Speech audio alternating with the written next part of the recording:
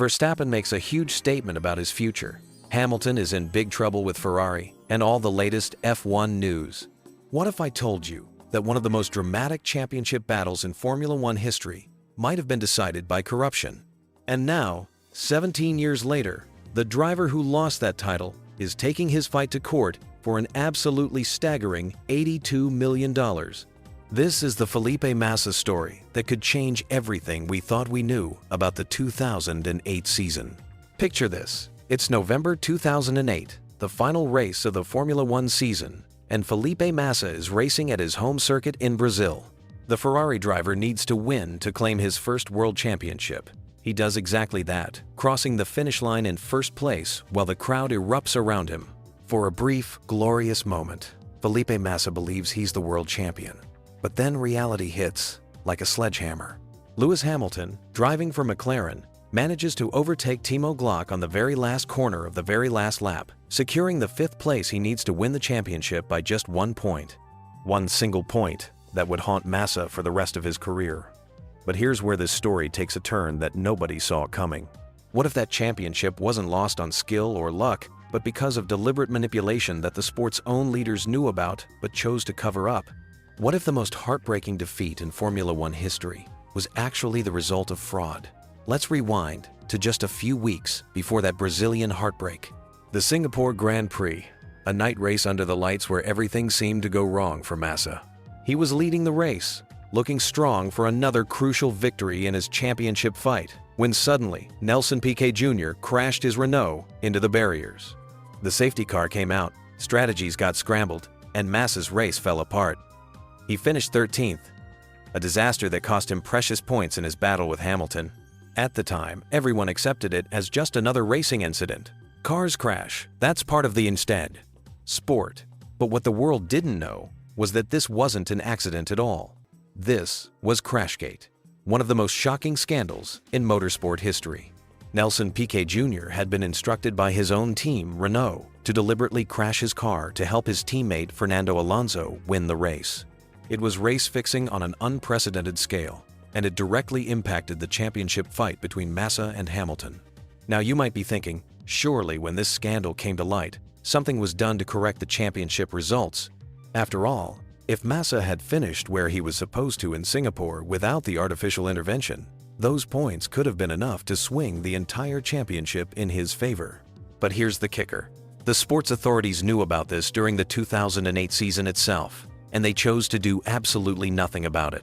This explosive revelation came from none other than Bernie Ecklestone, Formula One's former Supremo, the man who ran the sport for decades. In a 2023 interview, Ecklestone dropped a bombshell that sent shockwaves through the Formula One community. He admitted that both he and Max Mosley, who was the president of the FIA at the time, were made aware of what really happened in Singapore during the 2008 season. They knew it was race fixing. They knew it affected the championship. And they knew Felipe Massa was the victim of this manipulation. But instead of acting on this information, instead of ensuring the integrity of the sport they were supposed to protect, Ecklestone and Mosley made a calculated decision to sweep it under the carpet. Why? Because, in Ecclestone's own words, they wanted to protect Formula One from what would have been a huge scandal. They prioritized the sport's commercial interests over sporting integrity, and Felipe Massa paid the ultimate price. Think about the magnitude of this decision for a moment. We're talking about the pinnacle of motorsport, watched by millions of people around the world, including children, who look up to these drivers as heroes. The very people entrusted with maintaining fair competition chose to allow a fraudulent result to stand because it was more convenient than dealing with the fallout. It's a betrayal of everything sport is supposed to represent. Felipe Massa certainly sees it that way. After learning about Ecclestone's admission, the Brazilian driver didn't just shrug his shoulders and move on. He decided to take on the entire Formula One establishment in court, and he's not asking for small change. Massa is seeking up to $82 million in damages from the FIA, Formula One management, and Bernie Ecklestone himself. That's not just compensation for a lost championship. It's a statement that corruption in sport has consequences. The hearing is set to begin at the High Court in London on October 28th, and Massa isn't backing down. He's made it crystal clear that he intends to fight this battle to the very end. This isn't just about money for him. It's about justice, accountability, and ensuring that this kind of misconduct never happens again. As he put it, accountability is key to preventing future fraud. Those who were supposed to protect the sport violated their duties, and they can't be allowed to benefit from concealing their own wrongdoing. Massa's legal team, led by Nick DeMarco KC, faces a monumental task. They need to prove that the conspiracy to hide the Singapore scandal directly cost Massa the 2008 championship, and that the financial damages from this lost title amount to $82 million. It's not just about the prize money or the endorsement deals, though those certainly factor in. It's about the entire trajectory of a career that was altered by fraud. Consider what winning that championship would have meant for Massa. He would have joined the exclusive club of Formula One world champions, a group of fewer than 50 drivers in the sport's history. His marketability would have skyrocketed, endorsement deals would have poured in, and his legacy would have been completely different. Instead of being remembered as the driver who almost won, he would be celebrated as a champion who delivered Brazil's first title since Ayrton Senna. But this case is about more than just Felipe Massa's lost opportunity. It's about the integrity of sport itself. If Massa wins this lawsuit, it could set a precedent that sends shockwaves through the sporting world. It would establish that covering up match fixing or race fixing has serious legal and financial consequences, even decades after the fact. It would send a message that sporting authorities can't just sweep inconvenient truths under the carpet and expect to get away with it forever. The defendants, of course, deny all the claims. The FIA, Formula One management, and Bernie Ecklestone maintain that they did nothing wrong. But with Ecklestone's own admission on record, and with the facts of Crashgate well established, Massa's legal team has ammunition that previous corruption cases in sport have often lacked. A clear admission from someone at the very top of the organization. The timing of this case couldn't be more interesting either. Formula One is currently enjoying unprecedented global popularity thanks to Netflix's Drive to Survive series and the sport's expansion into new markets. The last thing the sport needs is a high-profile court case that dredges up past corruption and calls into question the legitimacy of one of its most celebrated championship battles. But that's exactly what's about to happen. What makes this case even more compelling is the human element. Felipe Massa wasn't just any driver who missed out on a title. He was racing at his home circuit in Brazil, in front of his own people, for his first. What if I told you that one of Formula One's most dramatic championship battles might have been decided by a massive cover-up that lasted over a decade? And now, one driver is taking legal action that could change everything we thought we knew about the sport's integrity. This is the story of Felipe Massa's $82 million lawsuit that threatens to shake Formula One to its very core. I'm talking about a case that involves deliberate crashes, championship manipulation, and powerful figures who allegedly knew the truth but chose to stay silent. The implications of this legal battle extend far beyond money or titles. They could fundamentally alter how we view one of motorsport's most celebrated championship fights. Before we dive deep into this explosive story, make sure you hit that subscribe button and the notification bell, because this case is developing rapidly. And you won't want to miss any updates on what could be the biggest legal bombshell in Formula One history. Let's set the stage. The year is 2008. And Formula One is witnessing one of the most thrilling championship battles in decades. On one side, we have Lewis Hamilton, the young McLaren prodigy in just his second season, hungry to become the sport's youngest world champion. On the other, Felipe Massa, Ferrari's Brazilian driver racing in front of his home crowd, determined to bring the title to the prancing horse. The season had been a roller coaster of emotions, victories, and heartbreak for both drivers. But everything seemed to hinge on the final race in Brazil, at the Interlagos circuit in Sao Paulo, Massa's hometown. The mathematics were simple, yet cruel. Hamilton needed just a single point to claim his first world championship, while Massa needed to win and hope Hamilton finished lower than fifth place. The drama that unfolded on that November afternoon in Brazil was the stuff of legend. Massa did everything right. He won the race in front of his adoring home crowd, with his father celebrating in the stands as his son crossed the finish line, believing he had won the world championship. For 30 seconds, Felipe Massa was the world champion of Formula One. But then came the crushing blow. Hamilton had managed to overtake Timo Glock's Toyota on the very last corner of the very last lap, securing the fifth place he needed to claim the title by just 1 point. The joy in the Massa camp turned to devastation in an instant. It was heartbreak of the most brutal kind. A championship lost by the smallest possible margin. Now, you might be thinking this is just another story about the fine margins that decide championships in Formula One. But here's where things get really interesting, and where this story transforms from sporting drama into potential legal dynamite. Just weeks before that Brazilian finale, something happened at the Singapore Grand Prix that would later become known as one of the most shocking scandals in Formula One history. At the time, it seemed like just another race where strategy and luck played their part. Fernando Alonso had won for Renault in what appeared to be a brilliant tactical gamble, while several frontrunners, including Massa, had their races compromised by a safety car period. What nobody knew at the time, well, almost nobody, was that this race result had been manufactured.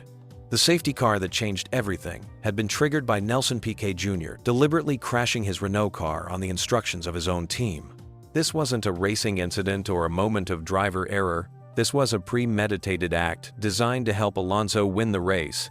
This scandal, later dubbed Crashgate, only came to light in 2009, a full year after Hamilton had been crowned world champion.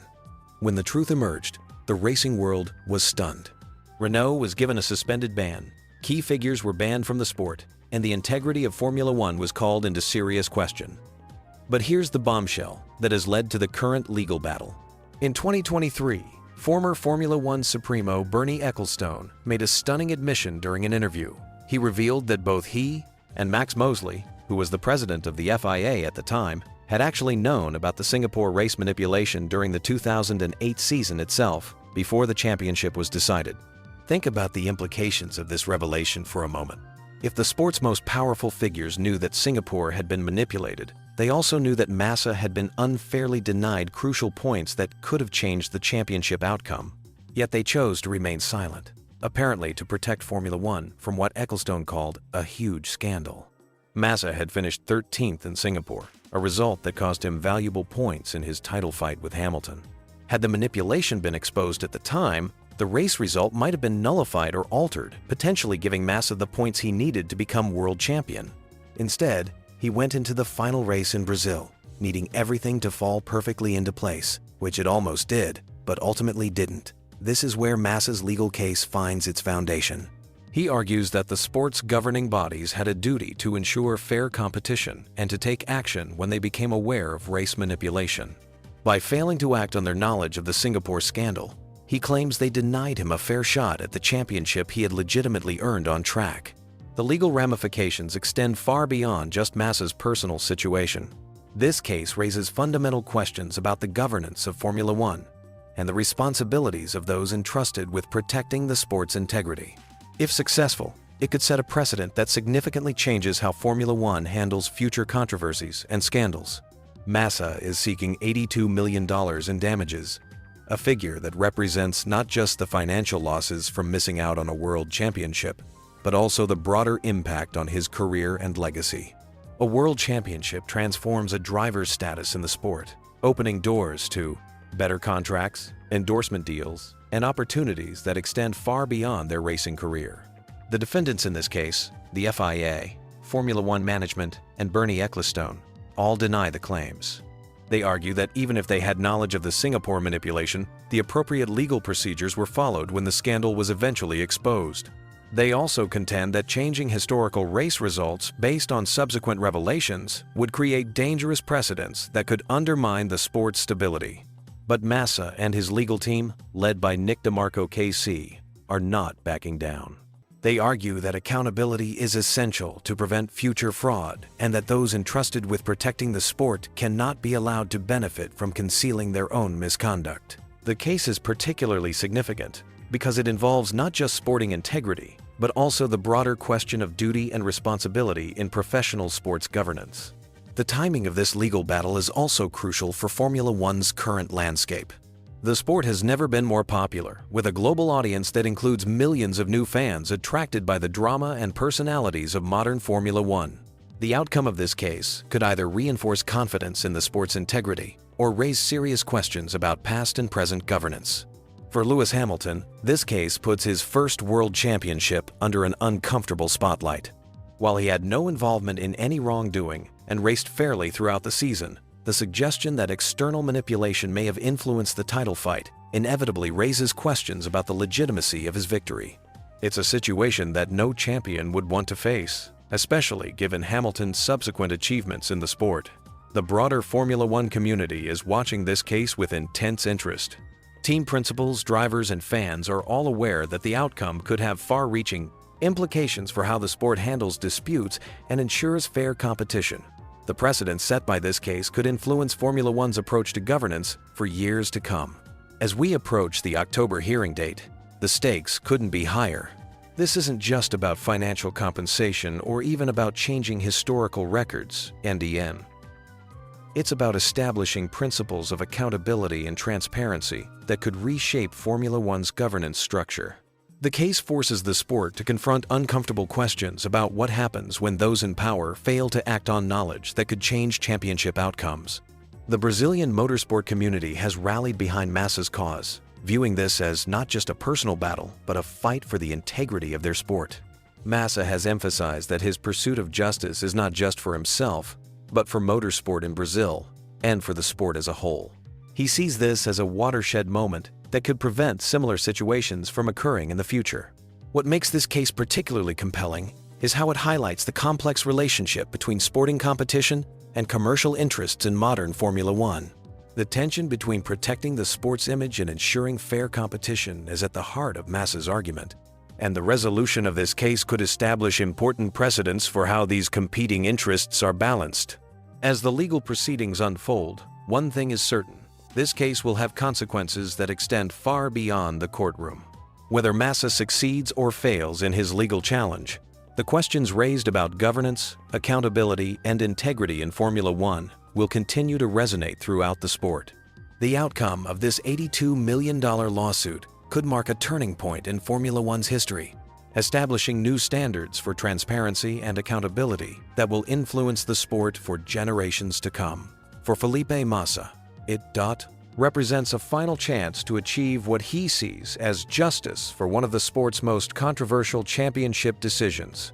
What do you think about this explosive case? Should historical championship results be open to legal challenge when new evidence emerges?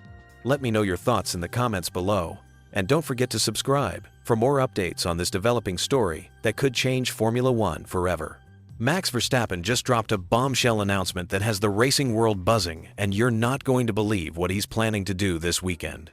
While everyone's still talking about his incredible Azerbaijan Grand Prix victory, the three-time world champion is already setting his sights on something completely different that could change the trajectory of his entire career. Picture this: you've just dominated one of the most challenging Formula One circuits in the world, celebrating another victory in your Red Bull cockpit. And instead of taking a well-deserved break, you decide to tackle one of motorsport's most feared challenges. That's exactly what Max is doing, and it's absolutely mind-blowing. Fresh off his back-to-back victories, and with the Azerbaijan Grand Prix still in the rearview mirror, Verstappen has confirmed he's heading straight to Germany's legendary Nurburgring Nordschleife this Saturday. But this isn't just any casual racing appearance. This is the continuation of his ambitious endurance racing journey that's been quietly brewing behind the scenes. Here's where things get really interesting. Earlier this month, while most people were focused on his Formula One dominance, Max made his endurance racing debut in a completely different world.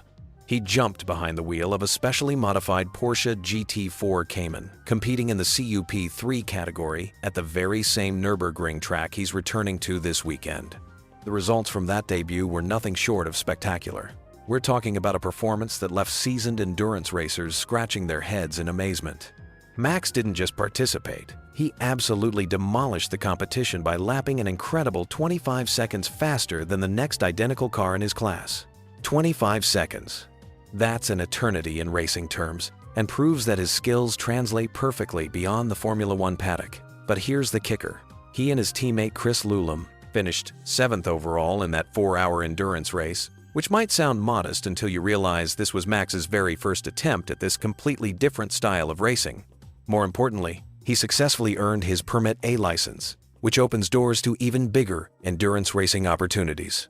Now, this Saturday's race represents a significant step up from his debut performance. Instead of the Porsche he drove last time, Max and Chris are climbing into a Ferrari 296 GT3 machine with Emile Frey Racing. This isn't just any Ferrari either. It's the same car Max used to set an unofficial lap record at the Nordschleife back in May when he competed under the mysterious pseudonym Franz Hermann. The timing of this announcement couldn't be more perfect. With Formula One's championship battle heating up and Max showing incredible form with consecutive victories, you might expect him to be laser-focused solely on his day job. Instead, he's proving that true racers can't be contained by a single series, no matter how prestigious. This weekend's 4-hour Nurburgring long-term series race kicks off at noon local time on Saturday, and Max and Chris will be competing for overall victory in the pro class. That's right, they're not just participating for fun or experience. They're going for the win against seasoned professionals who've dedicated their entire careers to endurance racing. What makes this story even more compelling is Max's own explanation of his motivation. He's described this as his genuine passion, emphasizing that racing extends far beyond his Formula One commitments. The Nordschleife holds a special place in his heart, calling it extremely challenging and demanding due to its enormous length and tight historic layout. The atmosphere at these endurance events creates a completely different racing environment compared to the glamorous Formula One circus. Here, Max gets to experience raw, grassroots racing passion with dedicated endurance fans who appreciate pure driving skill over celebrity status. It's motorsport stripped back to its essential elements. But perhaps the most exciting revelation is Max's ultimate endurance racing goal. He's openly stated his dream of eventually participating in the legendary 24-hour race at the Nurburgring Nordschleife. Imagine that, a Formula One world champion taking on one of motorsport's most grueling challenges, racing through day and night on one of the world's most dangerous circuits. This weekend's race serves as another crucial stepping stone toward that ambitious goal. Every lap Max completes, every hour he spends battling other drivers in different machinery, brings him closer to understanding what it takes to conquer a full 24-hour endurance marathon. The significance Formula One fans, what if I told you that Max Verstappen just made a move that could completely change how we view modern racing drivers? While everyone's focused on his dominance in Formula One, the three-time world champion is quietly building something extraordinary outside the circus we know and love. Just days after securing another commanding victory at the Azerbaijan Grand Prix, Verstappen dropped a bombshell announcement that has the motorsport world buzzing. But this isn't about another F1 contract or team drama. This is about a passion project that reveals a side of Max we rarely get to see. Here's what happened. Fresh off his second consecutive win this season, Verstappen confirmed he's returning to one of the most dangerous and demanding racetracks on the planet, the Nurburgring Nordschleife. Not for a publicity stunt or a casual drive, but for serious competitive racing that could define his legacy beyond Formula One. Let me paint you the picture of why this matters. The Nordschleife isn't just any track. It's a 12.9-mile monster that has claimed countless careers and lives throughout history. When drivers talk about the most challenging circuits in the first world, this German beast sits at the very top of that list. It's where legends are made and egos are shattered. Earlier this month, Verstappen made his endurance racing debut at this exact venue, competing in a Porsche GT4 Cayman. The results were nothing short of spectacular. While driving in the CUP3 class, he absolutely demolished the competition, lapping a staggering 25 seconds faster than the next identical car. 25 seconds. In racing terms, that's not just fast, that's otherworldly. But here's where it gets interesting. Verstappen wasn't satisfied with just showing up and winning. He and his teammate Chris Lullum finished 7th overall in that 4-hour endurance race. But more importantly, Max earned his Permit A license. This isn't some participation trophy. This is official recognition that he's qualified to compete at the highest levels of endurance racing. Now comes the next chapter. This weekend, Verstappen returns to the Nordschleife, but this time he's stepping up significantly. He'll be behind the wheel of a Ferrari 296 GT3 with the Emile Frey racing team, competing in the pro class for overall victory. This isn't amateur hour anymore. He's going head-to-head with professional endurance specialists on their home turf. What makes this even more remarkable is the car he'll be driving. It's the exact same Ferrari he used to set an unofficial lap record at the Nordschleife back in May, when he competed under the mysterious pseudonym Franz Hermann. Yes, the reigning Formula One world champion was secretly setting records, while most of us had no idea he was even there. In his official statement, Verstappen revealed something that goes to the heart of what drives elite athletes. He said this is his passion, not just a hobby or marketing exercise. Every lap at the Nordschleife offers a completely different experience, and the atmosphere among endurance racing fans is something special that you simply don't find elsewhere. The real bombshell. His ultimate dream is to compete in the 24 hours of Nurburgring. Think about that for a moment. We're talking about one of the most grueling endurance races in motorsport, where drivers push themselves and their machines to absolute limits for an entire day and night. This reveals something profound about Verstappen's character. Here's a guy who's already conquered Formula One, who could easily rest on his laurels and coast through the remainder of his career. Instead, he's actively seeking out new challenges that could humble him. The Nordschleife doesn't care about your Formula One championships. It demands respect from everyone who dares to tackle its 154 corners. What's fascinating is how Verstappen approaches this challenge. He's not just showing up with his Formula One reputation expecting to dominate. He's earning his credentials step by step, working with experienced teammates, and building his skills in the unique demands of endurance racing. It's a masterclass in competitive humility. The timing of this announcement is also significant. Coming right after his Azerbaijan Grand Prix victory, it shows that Verstappen isn't getting comfortable with his F1 success. While other drivers might be focused solely on their primary championship battles, Max is expanding his horizons and developing skills that could serve him well beyond his Formula One career. This weekend's race represents more than just another entry on Verstappen's racing resume. It's a statement about the kind of competitor he is and the legacy he wants to build. In an era where many elite athletes stick to what they know best, Verstappen is deliberately venturing into unfamiliar territory where his Formula One skills might not be enough. The 4-hour endurance format presents completely different challenges from the sprint-like nature of modern Formula One races. Strategy, tire management, fuel consumption, and driver changes all become critical factors. It's racing in its purest form, where consistency often trumps outright speed. As Verstappen prepares for this weekend's challenge, he's not just representing himself, but potentially inspiring a new generation of drivers to think beyond traditional career boundaries. His success at the Nordschleife could open doors for other Formula One drivers to seriously consider endurance racing as more than just an off-season distraction. The question now isn't whether Verstappen will be competitive this weekend. His previous performance already answered that. The real question is how far this journey will take him, and whether we're witnessing the beginning of a truly multi-discipline racing legend. Did you know that Formula One drivers at the very top of their game, world champions, multiple race winners, are struggling with today's generation of cars? It's true, even Lewis Hamilton, a 7-time world champion, has openly battled with adapting to this new era. And now Sergio Perez has put it plainly. These ground effect cars are tricky. But why? Why are some of the world's best drivers suddenly fighting their own cars more than their rivals? And what does this mean for the future, especially with the big 2026 reset just around the corner?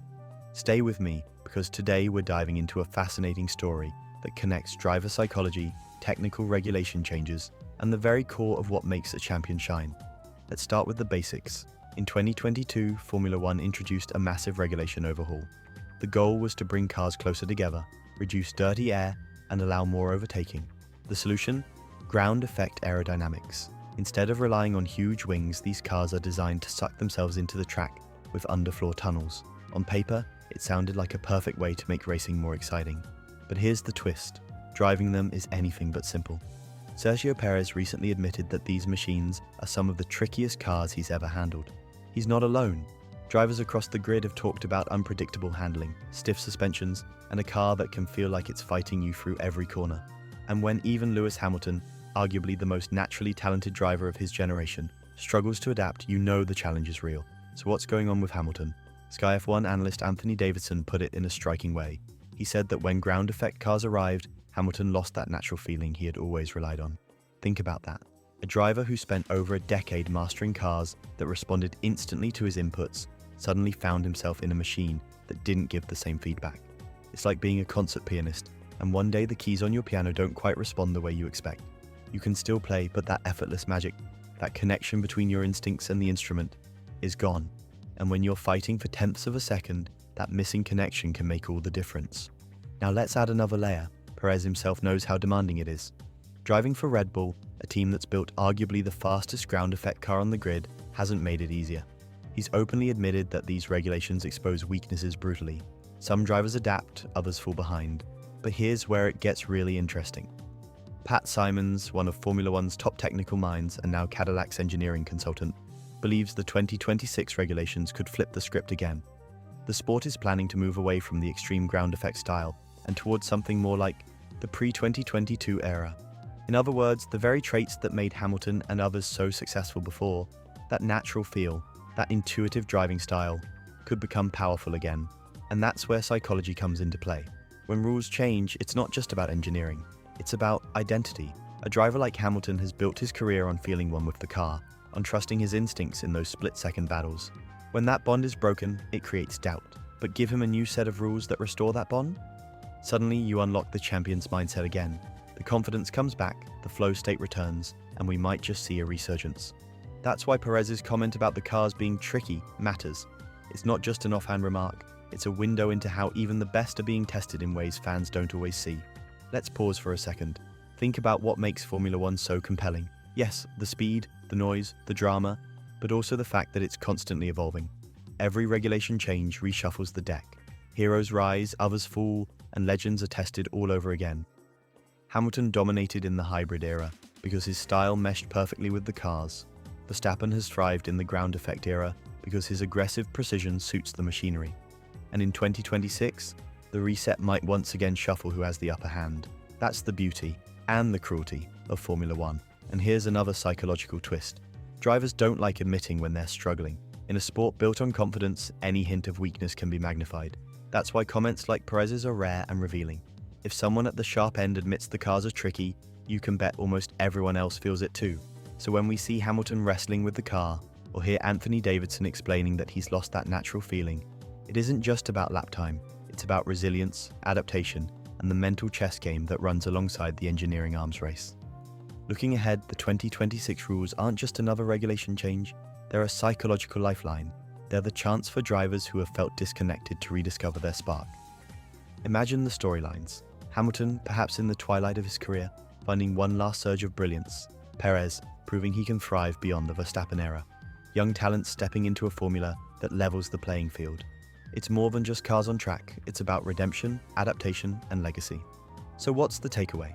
Ground effect cars have pushed drivers to their limits, stripping away the natural feel that champions like Hamilton once relied on.